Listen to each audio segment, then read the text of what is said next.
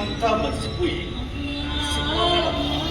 అంతేగాని గురువు పత్రం పెడితే ఇలాంటి మాకు రోజు ఉండేదే. అయినా ఇలాంటి సరదాలు లేకపోతే అసలు జీవితంలో మజా ఉంటుందా? చూడు మామా, ఈ ప్రపంచంలో ఎంతో మంది ఆడవాళ్ళని చూశారు, మొగుడుని పీకమని ఆడాలని చూశారు. కానీ నా ఇల్లు, నా బిడ్డ, నా భర్త అనుకునే ఆడదాన్ని నీ కూతురు మాత్రమే చూశారు. మామా, నాకు కట్టాలు కానుకలు ఇవ్వలేకపోయినా ఈ గొప్ప ఆస్తిని నాకు ఇచ్చావు.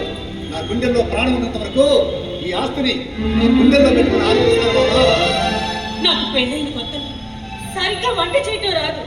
నేను వండిన కూరలో బాగోకపోయినా తిని బ్రహ్మాండంగా ఉన్నాయని మెచ్చుకున్న మంచి మనిషి నాన్న. నా కూతురికి డబ్బున్నవాడు కావాలి, పొలం ఉన్నవాడు కావాలని ఎన్నెన్నో సంబంధాలు తీసుకొచ్చావు. కానీ ఆ కొండ మీద ఉన్న కనకదుర్గమ్మ తల్లి నాకు బంగారం లాంటి మూడని ఇచ్చింది.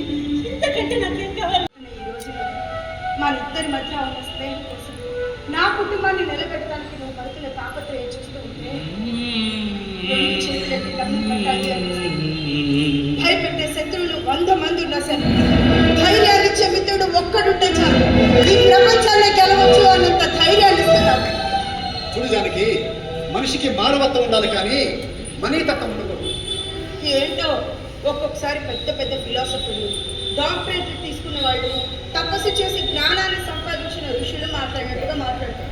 నాతో చదువుకునే కిరణైనా కిరణ్ అనిపిస్తుంది. మన వాళ్ళు ఇంకొకళ్ళు ఎందుకు ఇబ్బంది పడాలి? అందుకే కట్టాను. ఇచ్చిన డబ్బులు ఎలా వాడుకోవాలో తెలియని మనుషులు. మరే నువ్వు లక్షలు తీసుకొచ్చి నాకు దోశట్లో పోతుంటే అది ఎంత ఖర్చు పెట్టుకోవాలో నాకు తెలియట్లేదు. పిల్లవాడు ఫీజు కట్టమని అన్నారని చెప్పి ఇప్పుడు వరకు కట్టేవా? చెప్పారుగా, రే పని ఇప్పుడు వరకు తీసుకొచ్చావు. అసలు ఇంట్లో ఉన్న మనుషులు సరిగ్గా ఉన్న తిని ఎన్ని రోజులైనా తెలుసా? 4 నెలలు పైన అయింది. ఒకప్పుడు మేము అడగకుండానే అన్ని తీసుకొచ్చి ఇచ్చావు. ఇప్పుడు నోరు తెలిసి అడుగుతున్నా ఏమీ తీసుకురావట్లేదు. అసలు ఏం జరుగుతుంది? చెప్పిన అర్థం కాదులే. అంత అర్థం కాని సమస్య ఉంది. నేను నీ భార్యని తెలుసుకోవాల్సిన బాధ్యత నాకుంది. చూరాజమ్మా, అన్ని విషయాలు నేను చెప్పలేదు, కానీ ఒకటి మాత్రం చెప్పగలను. నేను బ్రతుకున్నంత వరకు మరికొన్ని విషయాలు తెలుసుకోకుండా కళ్ళ కూతురు జరిగిన ఆపల గురించి చెప్పుకోకపోతే నేను తప్పుడు మనిషిని అవుతానమ్మా. మాట్లాడేది నా కాపుదారు ఏం చేశాడు మనిషి? ఈ మూడు హైదరాబాద్ ఒక అమ్మాయిగా తిరుగుతున్నాడు. దీని అసలు కారణం అదే. పెట్టుకుని మాట్లాడమా? నా నోరు మరి వీళ్ళందరూ నోరు చెప్పు.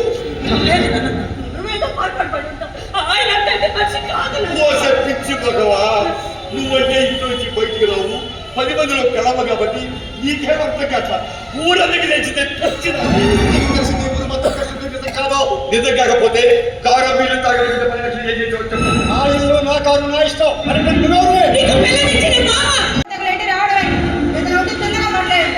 నీ వల్ల అవతల నా కూతురు కాబట్టి చెడిపోతుంది. నా కూతురికి నీకు ఎవరి సంబంధం లేదు, దాని మొగుడికి నీకు సంబంధం.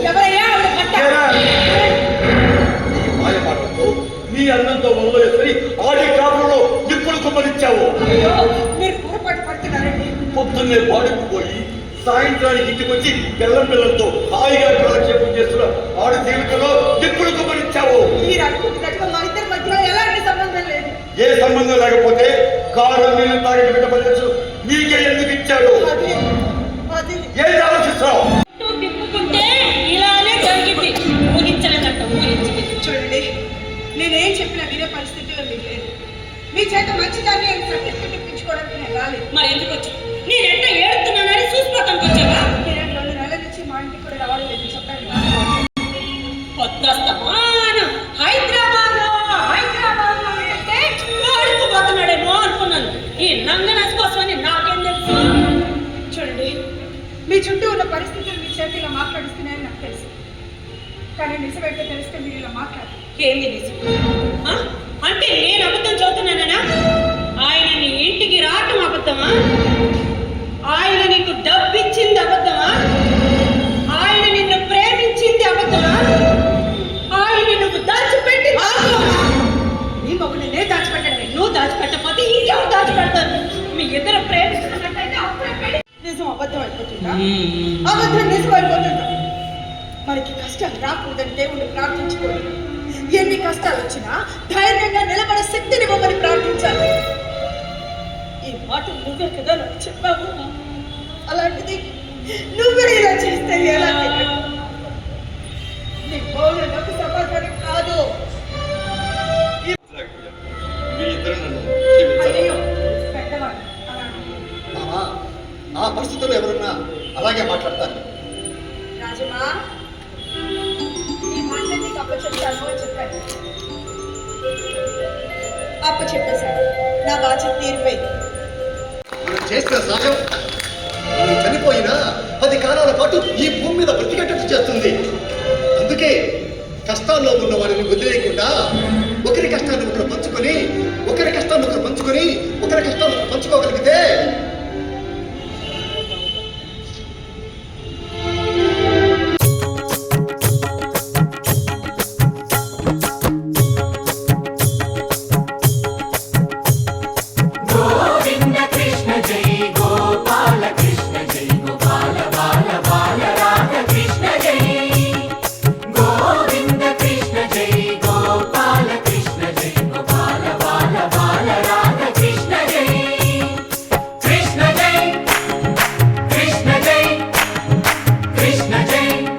బాలకృష్ణ జై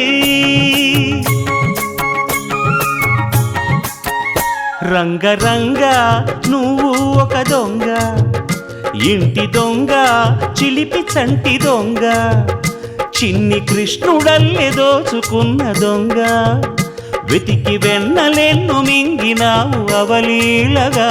రంగరంగా రంగరంగా నువ్వు ఒక దొంగ, రంగరంగా.